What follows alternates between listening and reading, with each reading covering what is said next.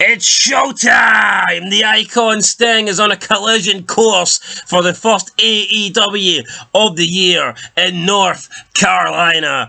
Woo! Welcome back, guys, to Fog Wrestling, and Sting is making a return to the ring tonight. AEW Collision, the first show of the brand new year, comes in 2024, and the Stinger is going to be there. He's going to be putting on the face paint. He's going to be putting on the leather jacket. Hopefully, he's got his baseball bat in his hand. He's going to come down to the ring, and he's going to take on... Who's he taking on? He's taking on the Workhorsemen, G.D. Drake and Anthony Henry. And normally with AEW, I would say, who the hell are these guys? Or I don't have a clue who these guys are, but most of the time I have a little bit of a clue, or I'm exaggerating. I genuinely don't know who these guys are. G.D. Drake. Who the fuck is G.D. Drake and Anthony Henry? Who are these two bums? I do not know who they are. Why are they sharing a ring with Sting? Kind of sounds a little bit gay. A ring, Sting's ring. But anyway, point stands. Like, why are they in the ring with this guy? Sting's not got long left. He's retiring this year. Every match should count. Every appearance should count. Every bump should count. But no. He's going to be in a fucking tag team match tonight with a shitey tag team partner taking on even two more shitey opponents. I mean, you look at WWE, you look at The Undertaker, during his last run, his last stint, hell, even The Undertaker's last 10 years, I don't remember him being in one throwaway match. Every match he was in either was against a legend, someone that was up and coming and WWE had a lot of hope and faith in, or it really made sense for the storyline. They didn't just randomly stick The Undertaker in a tag team match against some throwaway fucking tag team like the Viking Raiders. They didn't do that, or some unknown tag team from NXT. They didn't do that with The Undertaker. Why are they doing it with Sting? Why is Sting teaming up with Darby Allin to take on the Workhorsemen? Honestly, man, it makes no fucking sense whatsoever. Why, if they want to have Sting in a match, why can't the guy be in a 3-4 minute match, a singles match, where he can actually take on someone with a bit of name value, someone that makes sense, someone that's a little bit over? We've seen Sting recently team up with Adam Copeland. Why can't we see Sting against that Nick Wayne guy, for example? At least that would make storyline sense, because we've seen Sting and Darby Allin helping Adam Copeland. Or let's just see Sting on his own. But why is he teaming up to take on this makeshift tag team? I don't understand it. It's a waste of fucking Sting's time. And it's crazy that you look back on Sting's career, you're going to look at his last 25 matches, and the majority of them are going to be him teaming up with Darby Allin to take on a bunch of fucking nobodies in AEW. It's that's insane. You look at Taker's last 20 matches, and albeit maybe not all of them were great, people will say, Taker versus Goldberg wasn't great, but it's a big fucking match. It was in Saudi. It's two legends colliding. I mean, what is this? Is Sting taking on two legends tonight? No, he's not.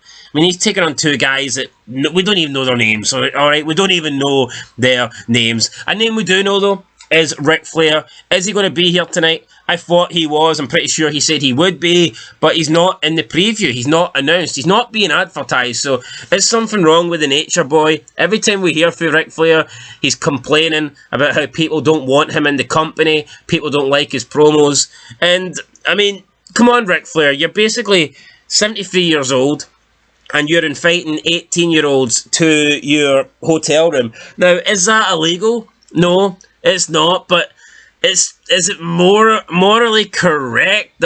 Probably not. Is it something you should be saying out loud in a packed arena? I mean, probably not. If people want to call you out, then they're entitled to do that, okay? Like I said, what Ric Flair's doing is not illegal. Ric Flair is entitled to ask an 18-year-old back to his hotel room. But get this, we are entitled to think that Ric Flair is a creep for doing that. Yes, it's not illegal for people to go, you know what, Ric Flair, fuck you, we don't want you in AEW, you're a creepy old man, and that's fine. Ric Flair can do what he wants to do, and fans can do what we want to do. Personally, I have no issue with Ric Flair, but I am kind of sick and tired of how he complains and plays a victim. You know what? The guy's got money, and if he can get an 18-year-old to go back to his hotel room, good for him. That's great. You do you, Ric Flair. I'm sure a lot of guys are jealous of you. But if people also want to call him out on that, then they're entitled to do that. So, Ric Flair, I mean, just if you can't handle the heat, get out the kitchen. If you don't want people to take offence at what you're doing, then maybe don't do it, okay? Maybe privately DM somebody instead of going on national fucking television. I mean, what's that got to do with Sting? It's Sting's career. He's been basically brought in for Sting's retirement, and he's talking about and fighting. Like, when was that ever Sting? When would Sting want 18-year-olds in his hotel? I just don't understand it. I get it. That's Ric Flair's thing. He's a nature boy. 60 minutes long, baby. Space Mountain. But, I mean, he's here for Sting, isn't he? So why is he coming out and putting himself fucking over? Anyway, it'd be interesting to know if Ric Flair got any invitations. I wonder if anybody accepted the invitation. Probably not. Right, we've spoken enough about Sting. We've spoken enough about Flair.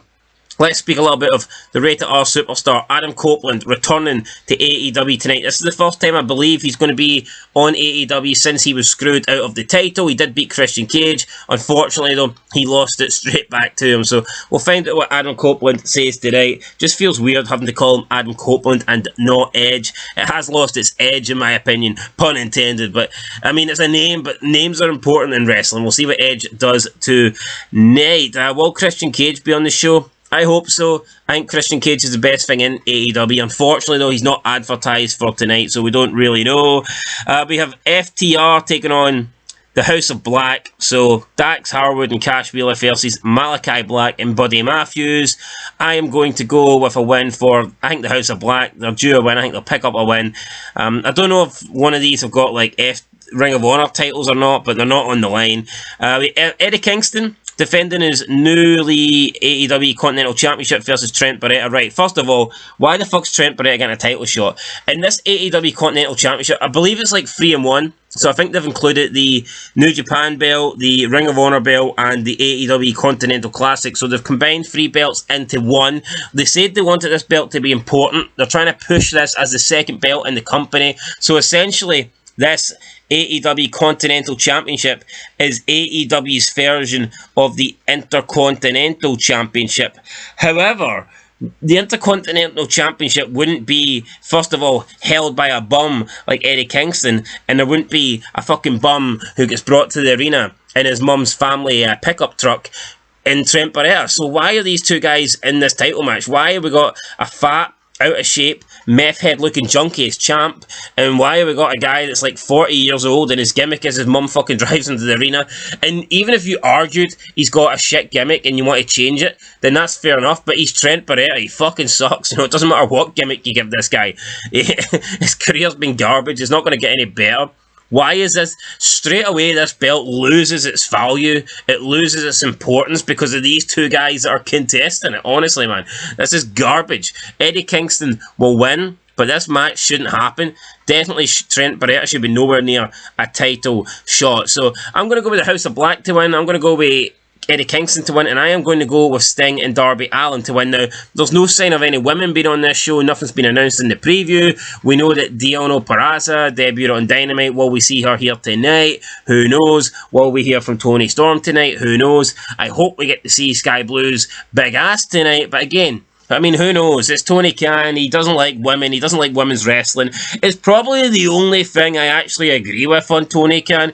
I think what he does well, and he doesn't do a lot well, but I would say he does well to limit the amount of female wrestling, and I wish WWE would do this. You look at WWE, you look at their programming, it's almost like 50-50. WWE programming is legit almost 50% male, 50% female wrestling, and female wrestling fucking sucks. It is what it is. You look at the most successful period of wrestling, was it constant women wrestling? No. Did women have an important role? Yeah, I would argue yes. They brought a lot of sex appeal. They brought a lot of eyes to the product. You had some really good women personalities, whether it be managers or ring announcers or whatever. But were they wrestling? Were they taking up 50% of the show? Were they being pushed like men? No, we didn't really care about women's physicality. We cared more about their looks and what they brought to the product that way. This 50-50 thing that WWE is doing, it's killing it. I know WWE's not great, it's not perfect, but I guarantee you, if you were just more predominantly focusing on the men, then WWE would get better, because men's wrestling's better than women's wrestling. It is what it is. And I think that's the one thing Tony Khan does well. As bad as I think AEW can be, as bad as I think Dynamite and Collision can be, could you imagine these shows if they had like 1 hour of female wrestling and 1 hour of male wrestling? Holy crap, you look at the women's division in AEW, I mean, it's pretty poor. It would be hard to put it on a 50-50 percentage base with the men's, but imagine if he did. It would fucking suck. Anyway, there you go, enough praising Tony Khan. That's your preview, guys, for tonight. Haven't watched this since CM Punk left, so no idea what we're getting, but it's a new year, so fuck it. Collision's back on the channel. Fog Wrestling is on a collision course for some crappy AEW in North Carolina. Woo!